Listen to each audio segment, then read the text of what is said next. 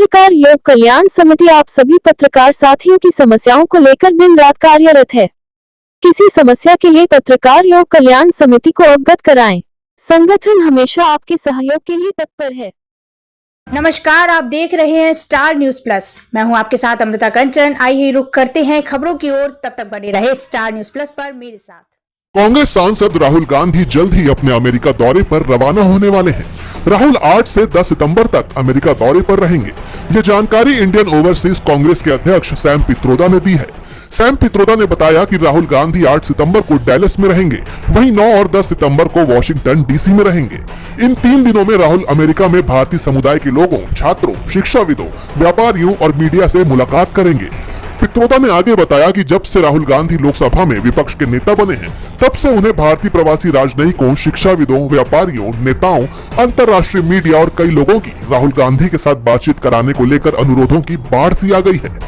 पित्रोदा ने बताया कि डैलस में Rahul Gandhi university of Texas के छात्रों, शिक्षाविदों और स्थानीय लोगों से बातचीत करेंगे। यूनिवर्सिटी में ही एक बड़ी सभा होगी, जहां राहुल कुछ तकनीकी विशेषज्ञों से भी मिलेंगे और बाद में डैलस के नेताओं के साथ डिनर करेंगे। वहीं वॉशिंगटन डीसी में भी राहुल कई लोगों से मुलाकात करेंगे, जिसमें एक think tank, national press club और कई अन्य लोग शामिल हैं। ये जानकारी साझा करते हुए सैम पित्रोदा ने कहा कि हम एक बहुत ही सफल यात्रा की उम्मीद करते हैं और हम राहुल गांधी का अमेरिका में स्वागत करने के लिए बहुत उत्सुक हैं। जम्मू कश्मीर की सियासत में उफान आया हुआ है। टिकट बंटवारे को लेकर बीजेपी कार्यकर्ताओं में नाराजगी बढ़ती जा रही है। एक बार फिर बीजेपी नेताओं ने पार्टी आला कमान के खिलाफ मोर्चा खोल दिया है। कार्यकर्ता हाथ में बैनर, पोस्टर लेकर सड़कों पर उतर आए हैं। प्रदर्शन करने वाले बीजेपी कार्यकर्ताओं के हाथों में हम क्या चाहते हैं लोकल प्रत्याशी लिखी हुई तख्तियां दिखाई दे रही हैं। पार्टी कार्यकर्ताओं का आरोप है कि बीजेपी बाहरी प्रत्याशियों को टिकट दे रही है और इस प्रदर्शन के दौरान हाईकमान से नाराज कार्यकर्ताओं ने बाहरी प्रत्याशी नहीं चलेगा के नारे लगाए। वहीं इस नाराजगी के चलते 2 वरिष्ठ नेताओं ने पार्टी को अलविदा भी कह दिया है। बीजेपी नेता और वकील चंद्रमोहन शर्मा और सांबा के जिला बीजेपी अध्यक्ष कश्मीरा सिंह ने पार्टी से इस्तीफा दे दिया है।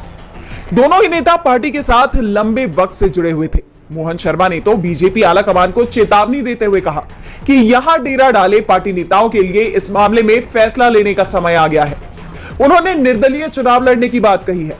दरअसल बीजेपी ने चुनाव के लिए 44 उम्मीदवारों की सूची जारी की थी, लेकिन थोड़ी ही देर बाद उसे वापस ले लिया गया और 15 उम्मीदवारों की नई सूची जारी की गई, जिसके बाद से पार्टी कार्यकर्ताओं में नाराजगी है और मौजूदा हालातों को देखते हुए बीजेपी बड़े संकट में नजर आ रही है। अगर ये ऐसा ही चलता रहा तो पार्टी पूरी तरह से बिखर सकती है। महाराष्ट्र विधानसभा चुनाव से पहले ही महायुति में फूट की खबरें सामने आ रही हैं। अब बीजेपी प्रवक्ता गणेश शेख ने अजीत पवार गुट की एनसीपी पर निशाना साधते हुए कहा कि एनसीपी को महायुति छोड़ देना चाहिए, जिस पर जवाब देते हुए अजीत पवार ने कहा कि हम पीएम मोदी और अमित शाह और फडणवीस से बात करते हैं, मुझे ऐसे कार्यकर्ताओं की बातों से कोई फर्क नहीं पड़ता है। वहीं हाल ही में महाराष्ट्र स्वास्थ्य मंत्री और शिवसेना नेता तानाजी सावंत के दिए बयान को लेकर शरद पवार की एनसीपी ने अजीत गुट पर तंज कसा। एनसीपी एसपी के प्रवक्ता क्लाइड कैस्ट्रो ने कहा कि अब समय आ गया है कि जब भाजपा धीरे धीरे अजीत पवार की पार्टी को गठबंधन से बाहर निकाल देगी। कैस्ट्रो ने कहा कि सावंत की टिप्पणी से पता चलता है कि महायुति को अब एनसीपी की जरूरत नहीं है। आरएसएस के मुखपत्र ने भी भाजपा से पूछा था कि उन्होंने अजीत पवार के साथ गठबंधन क्यों नहीं किया। भाजपा कैडर भी यही सवाल पूछ रहे हैं। सावंत ने कहा था कि मुझे कैबिनेट में अजीत के बगल में बैठने से उल्टी आती है। बता दें कि ये कोई पहली बार नहीं है जब अजीत पवार को बीजेपी के नेताओं ने टारगेट किया हो, लेकिन दोनों ही पार्टियों के बीच बढ़ती तल्खियों से एक बात तो साफ हो गई है कि चुनाव से पहले एनडीए में कुछ बड़ा होने वाला है। लंबे वक्त से शंभू बॉर्डर पर चल रहे किसान आंदोलन को 31 अगस्त को 200 दिन पूरे हो गए हैं। इस मौके पर शंभू और खनौरी बॉर्डर पर हरियाणा, पंजाब और दूसरे राज्यों से किसान पहुंचे। किसानों ने बड़ी संख्या में जमा होकर महापंचायत की। किसानों के इस कार्यक्रम में महिला पहलवान विनेश फोगाट भी शामिल हुई, जहां किसान नेताओं ने उनको माला पहनाकर सम्मानित किया। इस दौरान विनेश ने कहा, आज किसानों को यहाँ बैठे 200 दिन हो गए, लेकिन जोश पहले दिन जैसा ही है। आपकी बेटी आपके साथ है। मेरा देश पीड़ित है, किसान परेशान है। किसान देश को चलाते हैं, उनके मुद्दों का समाधान होना चाहिए। मैं सरकार को कहती हूँ कि देश के लोग हक की आवाज उठाते हैं तो हर बार ये पॉलिटिकल नहीं होता, इसे किसी धर्म से नहीं जोड़ना चाहिए। मैं सरकार से आग्रह करती हूँ कि उन्हें सुनना चाहिए। उन्होंने पिछली बार अपनी गलती स्वीकार की थी। उन्हें अपने वादे पूरे करने चाहिए। इसे हल करना सरकार की पहली प्राथमिकता होनी चाहिए। कांग्रेस के विधानसभा चुनाव में टिकट दिए जाने के सवाल पर विनेश ने कहा कि मुझे नहीं पता पॉलिटिक्स का, खेलों के बारे में पूछोगे तो मैं बता सकती हूँ, लेकिन यहाँ पर किसान है, अगर वो नाराज हैं तो उसका असर खिलाड़ियों पर भी होता है। जब कोई आंदोलन चलता है तो उम्मीद टूटने लगती है, क्योंकि हम खुद ऐसी जगह से निकले हैं। जब हम दिल्ली में बैठे थे तो हमारा भी हौसला ऐसा होता था कि पता नहीं कब मानेंगे, लेकिन यहाँ हौसला देखकर लग रहा है कि पहला ही दिन है।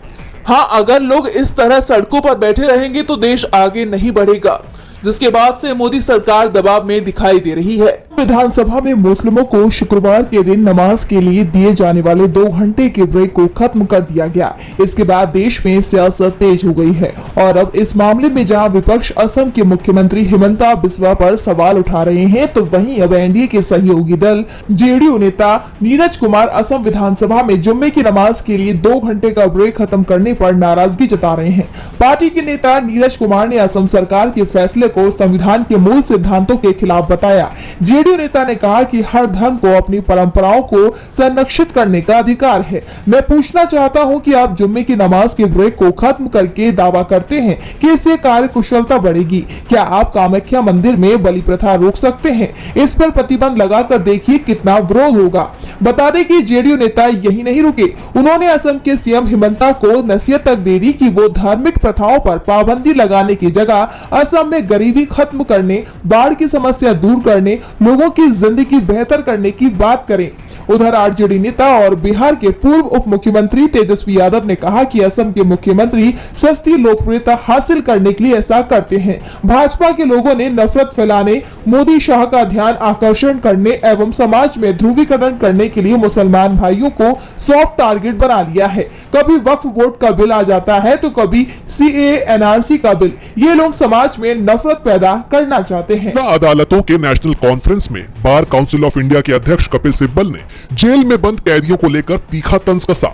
सिब्बल ने कहा कि हमारे ट्रायल कोर्ट, जिला और सत्र न्यायालय को बिना किसी डर के न्याय देने के लिए सशक्त बनाने की जरूरत है। न्यायपालिका में यह विश्वास पैदा किया जाना चाहिए कि उनके फैसले उनके खिलाफ नहीं होंगे। वो न्याय प्रणाली की रीढ़ की हड्डी है।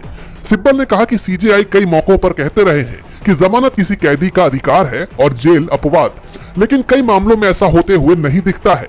खास तौर पर निचली अदालत में जमानत एक अपवाद है।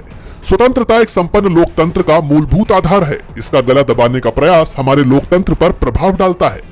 संकेत दिल्ली के सीएम अरविंद केजरीवाल को लेकर था। दरअसल जिस तरह से मोदी सरकार में विपक्षी दलों के नेताओं को गिरफ्तार किया गया और उन्हें जमानत मिलने से रोकने के लिए बार बार सप्लीमेंट्री चार्जशीट दायर की गई, उसे लेकर सिब्बल ने पीएम और सीजीआई के सामने मोदी सरकार पर करारा तंज कसा।